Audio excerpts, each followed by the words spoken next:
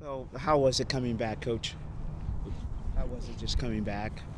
Great. I mean, it's a nice day. The players, look, we didn't get a result, but the players worked and they did a good job. It was a long stretch of a lot of games in a short amount of time.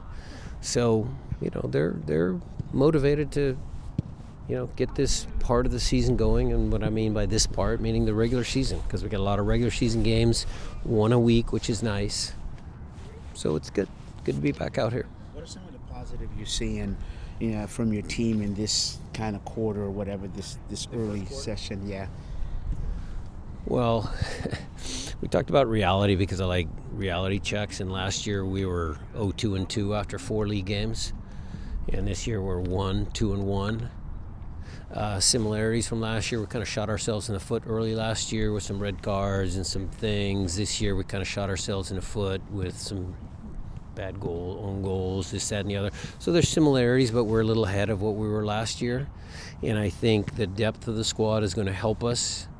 Last year when Albert was out and we were kind of shuffling lineups and, Raul and Jordan, it was challenging at times. I mean, we had a couple good results, but, I feel with this group, they all kind of know the system we want to play, and I think we can plug and play, and the first test is going to be on Saturday against a good Houston team, and we'll see if we can, collect points at home. What was it like watching a game from afar on a screen? What kind of setup did you have? I watched a lot of soccer this weekend. I was on the couch with my cup of tea and everything, and I watched a lot of soccer. I watched Toronto, Chicago, Sam Rogers.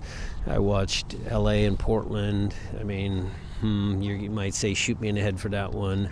I watched a lot of soccer, and it was interesting. On the TV feed, when we do the panoramic feed, you're kind of lost because you see everything. On the TV feed, they kind of narrow it, so I can see players' emotions a little bit more, and their frustration sometimes if things don't go right, or their anger and some of the things that people show during a sporting event. So that was different. The commentators, sometimes you get skewed by what the commentators say. And that's the burden you guys, you guys write things and people believe what you write. And, there's things that there's a lot of things that I took out of watching from the couch. So did you listen to the Apple TV call? Did you tune into KJR? Jackson. Oh, sorry, Danny. I'm going to ask. Yeah, I was listening to the Apple TV. For most of the games, I was listening to the Apple guys. Speaking of emotions and what you saw, it felt like in this particular game, there was some frustration with Ferrera. There seemed to be, out of what you saw, what were your takes on Ferrera and his emotions?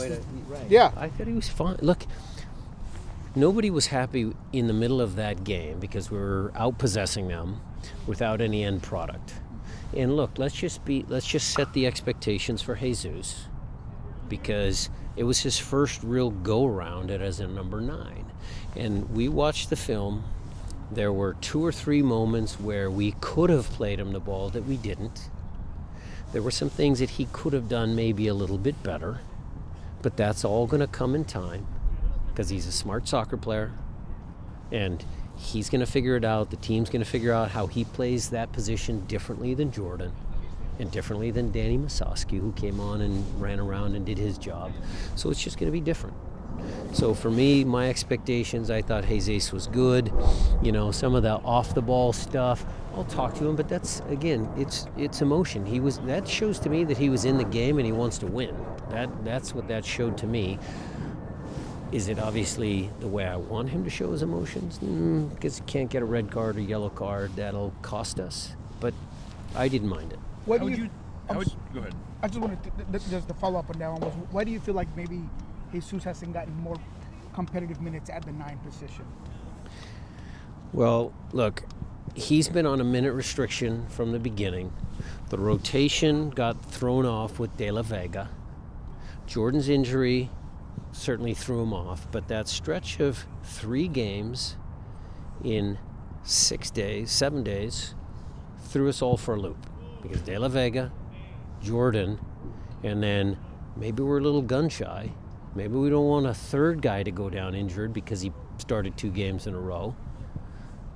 So there's some interesting things for the sports science guys to go over, because we've never had 3 games with that much travel in that block of time, and then you put the 4th game in St. Louis after an emotional loss, and it's 4 tough games. So he's gonna look. I can tell you this much: he's gonna play a lot of minutes now. Are there any updates as far as timetable with Pedro and Jordan? No updates. They're still the 4 to 6, and it's nice to see him out there on the field, but it's very preliminary. And then Kim, or I should start. Kim and Reed. Yeah. Kim and Reed. They're close. They were in full training today. Tomorrow's a -2, so it's not much. They'll be in full training, match day -1. I doubt we'll get them for Houston, but the following game against San Jose, I expect both of them to be available. And then how are you managing or is anyone going to Defiance for their Open Cup game? There will be a couple guys that play 45 minutes because our subs bench is really light. So there'll be 2 guys that play 45. With Danny, you said, Musowski, you said that he did his job, or is there anything that kind of, like he seems like he's had some opportunities to score? He's had some, but not many. He's still going to be a valuable backup, and, I'm going to give Jesus the chance to see what he can do as a 9, and then when we need Danny, we'll bring him on. And Jesus' flexibility, another one of his qualities is if I decide to change one of the guys below, Jesus can drop down in there and play in the pockets like he's good at. So, there might be some minutes still for Danny. So you don't think that his load is going to be increased at all during this period when you don't have Jordan? You're talking about Danny Musowski. Musowski, yeah. Yeah, he'll probably find more minutes just out of necessity. Yeah. Jonathan Bell, just what have you seen from him, his versatility and the way he's been able to step in? On the left side, in the middle, been good, very good. With Jackson played on the right this last game. Was that? It seemed to be by design in order to get him more into the attack, it seemed like It's just because Ymar's absence. It's not my preference to put him there. You could tell he wasn't quite as, in the first 30 minutes of the game, he wasn't quite as comfortable. He should be able to play there. I'm not letting him off the hook. He made a mistake. Everybody makes a mistake. But I expect that he can jump from center to right or center to left because he's a smart kid. And so that was just because of Ymar's absence. And Jonathan Bell's been good. We've got flexibility. Kim Kehee's close. So that position's going to be good for us. Do you know what? Christian mentioned with all the games and lack of training, you guys haven't been able to correct as much stuff on the training field. What are some things that you're looking to get corrected with a full week of training, getting guys on the field? Well, we're still looking to see what the starting lineup's going to be for next week or for the weekend. So today was a little bit of touching that on the attacking movements. Tomorrow we'll work a little bit defensively, and then Friday more attacking movements. The majority of it will be trying to score goals. I think we've been close. I think, the possession stats against St. Louis, they were very good, but nothing to show for it. So that end product, that final third stuff, the build-up, where you actually start your attacking movements into the final third, that's what we'll be mainly working on this week. What are your early thoughts on Houston Dynamo? Good team. And Nico's return. I don't know which one's more important, probably Nico's return, or is it Houston? I don't know. Do you feel like if Nico was to score, you think he'll celebrate it, not celebrate it? How do you feel like Nico is a class individual. He will not celebrate to the fan. I know Nico. He's a good guy. Right, going back to your 3 center backs, how important, left to right, how important is their judgment, and then judgment as in when to go up and come back, and then being part of the distribution and a point on your 2 backs there? If I'm understanding your question, they go up and back. Look, the two widest guys have the freedom to carry the ball sometimes in a forward advanced position. I thought Jackson in the second half, when we were trying to score, was 30 yards from goal and kind of involved in the build-up. Normally it's 3 and 2, and we want them to kind of be involved but still be active defending. So there's a little bit of me that says, yeah, Jackson's talented enough. That's why Josh was going to be handy in that position, because he's got the skill set to kind of push forward in those moments. Nuhu, we all get excited when he pushes the ball up on the left-hand side, when he's our left-sided center back. So there is some, there is some value in that, but it's not a requirement. I mean, Jonathan Bell will play how he plays, steady. Yaimar does a great job there. Jackson running things from a central position now since Yaimar's back. We should be fine. And the set pieces, you want them going up, obviously. For sure. Well, talking about manufacturing goals, we're going to need to get a couple goals on set pieces.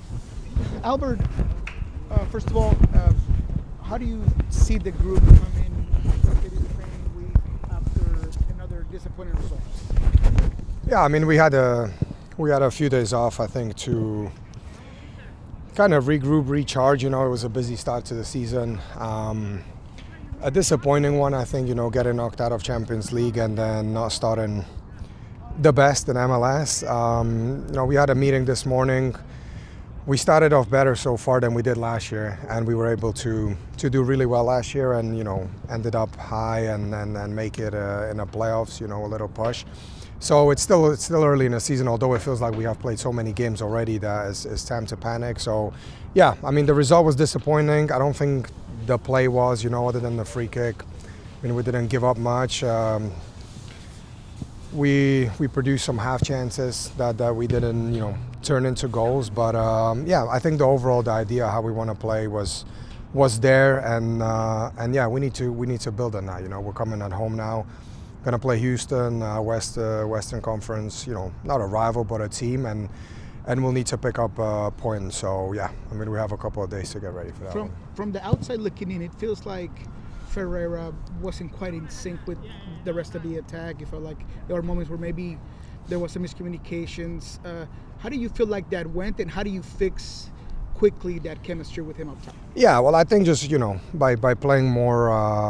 I think it was his first game playing as a 9. So that's one reason I would say. Another is just playing more with the guys. I know we had some games, in Marbella, and then since we started the season, but it will come. The chemistry will come, and it's not just on him. The attack was out of sync, all of us, not just Jesus. So we need to improve on that. Obviously, there's many ways we can improve, but get back to the winning ways, I think, on Saturday. Do you feel that those 2 days are like maybe a needed reset because of the fact of also compounding the injuries and things like that you're going to have to adjust? I don't know whether it's related to injuries, but I just feel like we traveled so much. I think I spent more times at the hotels than at home this season so far since we started. And I think the days off were just needed, maybe more mentally than physically, and we had an opportunity after the St. Louis to use these days, and we did, and I hope that it helped everyone, and I feel like everybody came a little bit fresher and had a little extra step today, and I think that was the goal of the days off, and then obviously we'll see on Saturday if it was good or not. I guess going back on your just on the attack, consistently your spacing has been consistent. Maybe it's not clicking. Can you just talk about how your pivots are actually working? The final third might still a work in progress, but how? It depends on the opposition, right, as well, who we play. I think St. Louis, they scored an earlier goal at the start of the game, and then, had 11 guys behind the ball. And it was, a line of 5 and then a line of 4 and then one guy up top, and it wasn't easy to play against. When you have 11 guys that you have to continuously break down 11 guys, there isn't really much even space to counter-attack because they were so deep, and we were aware of that. We saw how they play, but they still haven't conceded a goal in this season. So, it just goes to show that they do defend really well. And we found it hard to break down the 11 guys. And I think even when we did, the final pass was off or the final cross wasn't there. And I think against the teams like that who defend really deep, you might not create as many chances, but when you create a half chance, I think you have to score and just be a bit more clinical in front of the goal. Follow up on that. To your left shoulder, those 2 kids are over there. after practice? What does it say just about their commitment and how they're taking the chances that they're given? Yeah, I mean, they are on the younger side of the age in the locker room, and I think that's what every young guy should do, But yeah, I mean, we have a lot of young guys that put the extra work in, and I think it's been kind of implemented over the years that at Seattle Sounders, when the young guys coming through, they will get eventually the opportunity and the chance. And yeah, I mean, there's many ways on how you can achieve that, but yeah, certainly, staying out and doing extras is one of them. Obviously, Houston's made some changes, but what do you remember from the series last year and as you guys prepare to face them this week? Yeah, well, overall idea on how they want to play, I think, remained the same. I think every team has their kind of idea on how they play, and whether the new players come in or some important pieces go, as we see every season. The style remains the same, right? They still have the same coach, so as far as how they want to play, it will be the same. Yes, there is some new faces there, but even those guys are players that we have played against or seen. So I mean, really, there shouldn't be no surprises. Nicolas Lodeiro coming back, former teammate, legend here in Seattle. Your thoughts on that? Yeah, well, I mean, it will be a really warm welcome for him, I think, by everybody, by us players, by the staff members, fans, just everybody. It might feel weird that the fans will get to see him in a shirt that's not green. But yeah, this time he will be on the side against us, and I'm sure that we will want to beat him as much as he will want to beat us. So it's just a natural, I think, mentality of athlete. On the lighter side, are you guys doing any brackets, March Madness? I feel that one with my daughter. Me and my daughter are going against each other. We did that yesterday. Yeah, I don't think it matters if the seedings and who's doing. She's Actually, I don't want to disrespect. Does she know it? No, she did the colors. Yeah, she did by the seeding. Obviously, had the little number there, so she looked at those at times. At times she did, but she's 2 for 2 yesterday for the playing games. Yeah. So yeah, I guess you don't need to know much to pick her, right? Who does she have and who do you have? At the end? We both have Florida to win, actually, which is surprising. Yeah, she picked Florida too, so did I. So yeah, it'll be fun next couple of weeks.